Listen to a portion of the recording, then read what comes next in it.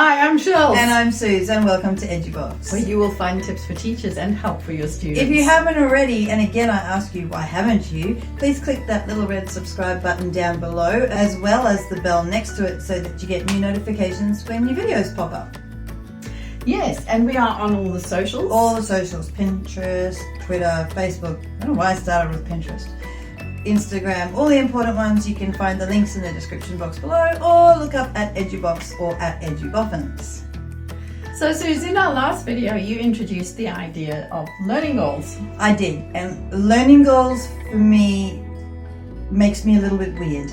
Because learning goals for me are one of my favorite things. I'm really passionate about learning goals. I think if you don't use learning goals, you're not teaching to your potential. You're not leading the kids down the garden path. Well, you are leading the kids down the garden path because they don't know where they're going if they don't have a learning goal. So I really think that a learning goal is a key ingredient to any lesson planning that you're going to do. I totally agree, but I do also have to say she does. She just bursts into little excitement. I love learning goals. Learning goals. I do, I really do. I do. I love picking them apart, and I love messing around with them, and I just love them. There are ways to use them Yep. that make them very effective, Absolutely. and a very simple and effective practice. Yep. But if you just shove them in because you've been told you have to have learning goals, Yep. they do actually become a bit of a waste of time, don't Absolutely, absolutely. I mean, we're told at school that we have to write our learning goals on the board for every lesson, and I know that some teachers just do it, but they never refer to the learning goals. So the kids have it there, but they just ignore it. They don't really know what to do with it. Whereas in my class, I make a big deal out of the learning goal for at least 2 to 5 minutes of the lesson, depending on what the goal is. they? Yeah. And also the way you set the learning goal. Yep. Sometimes a learning goal can be a bit fluffy, like to understand something, so it's hard to measure. Absolutely. I have seen learning goals that go a little bit something like this. Students will be able to do fractions well. Students So hard to measure. Students will be able to multiply numbers well. Very difficult to measure and really fluffy, and it doesn't actually achieve anything. And I've also seen ones where it goes, students will do their project. Yeah, that's actually just a task. That's a task. That is It's not a task, it's learning not goal. a learning goal. Very, very different. Yeah. Yep. Yeah.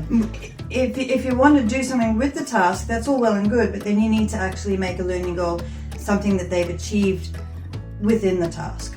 Yeah, yeah.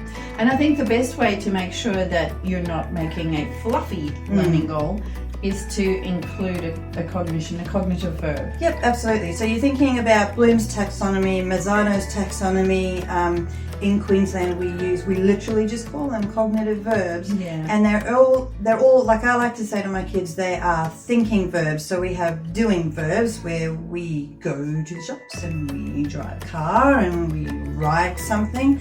And we do our assignment. We do our assignment. But cognitive verbs are more thinking verbs. So things like calculate, explain, describe, solve, compare, contrast. Things that make you, that you have to think about and not just do. So, we've kind of introduced the idea that we use cognitive verbs because it gives the learning goal more definition.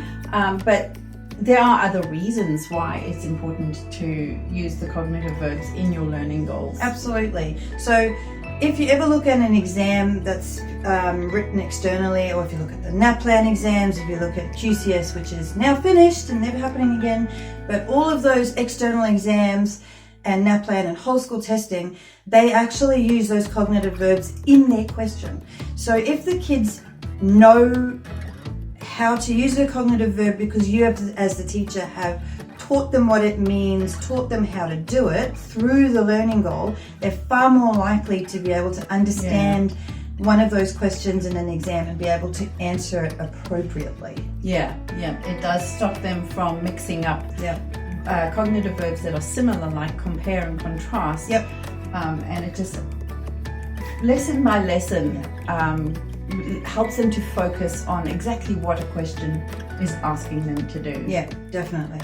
The other thing is that it sets the expectation of the students, and this takes a while, but as they get to know the learning goal system or that you use in class better, if I, for instance, say to my Year 11 biology students, you need to describe a cell, they know the depth that it has to go to. That's right.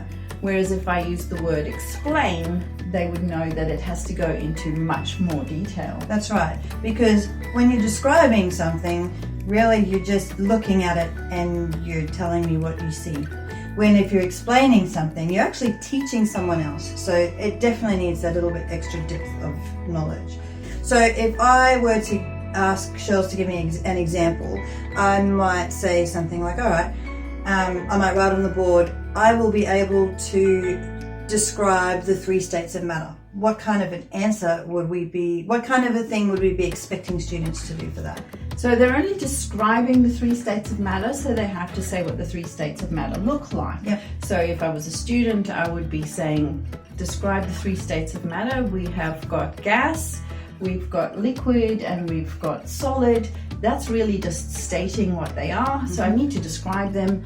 A solid has got a fixed volume and shape. Yep. A liquid has got a fixed volume but not a fixed shape, and a gas will fill whatever container it's in, so it has a variable volume, if you like, and will take the shape of the container. Yeah. Now I've described those 3 states of matter. So if you think about it, when we're describing something, really we're just spitting out information that we've learned. Yeah. But if I was to say, okay, this is my learning goal, I will be able to explain the 3 states of matter, we actually have to think about it a bit more than just regurgitating the rote learning. Yeah. So, Shells, if you were a student and I asked you to explain the 3 states of matter, what might you say?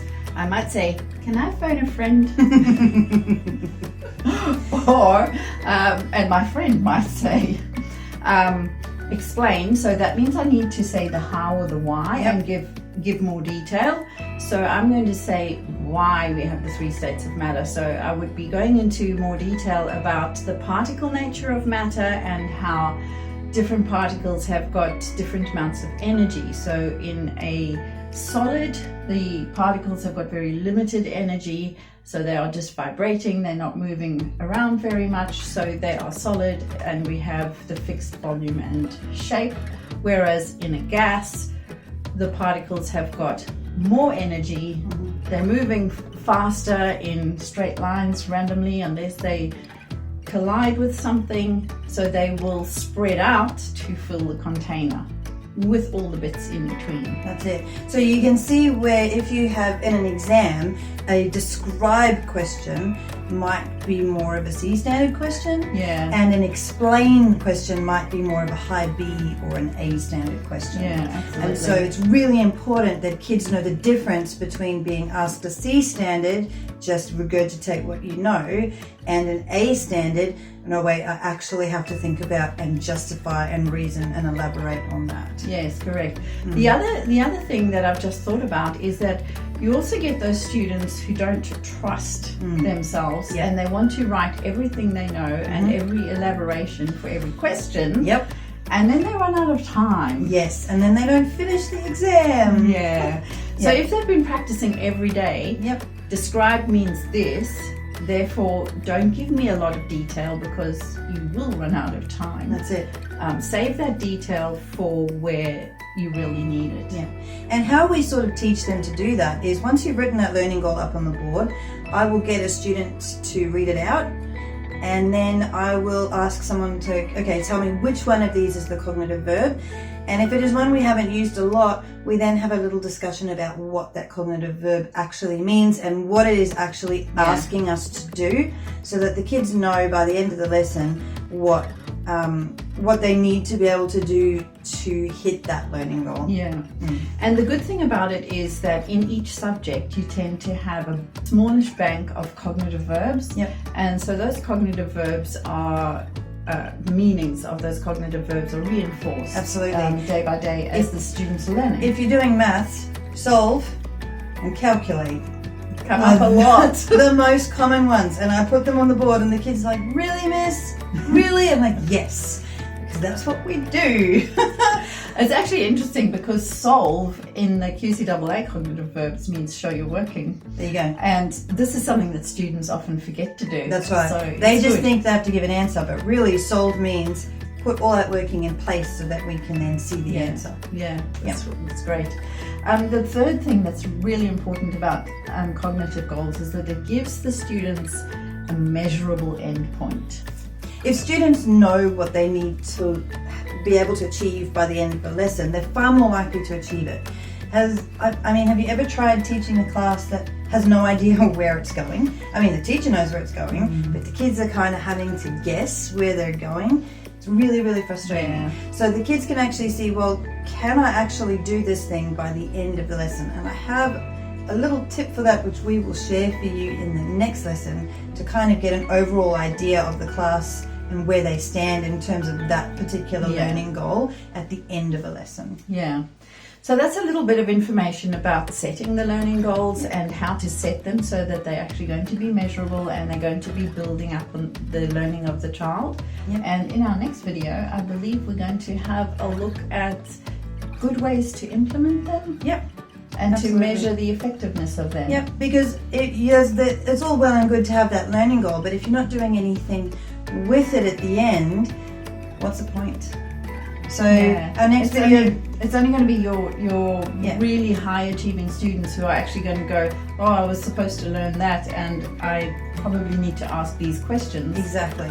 So next video we will have what to do with that information and that learning goal During the lesson, during the at lesson the end of the lesson. and at the yeah. end. Yeah, absolutely. Well, that's a wrap. That's a wrap. If you enjoyed that, we'd love to hear your comments. Please put them in the comment section below. Again, please click that red subscribe button and we'll see you next time. See you next time. Bye. Bye.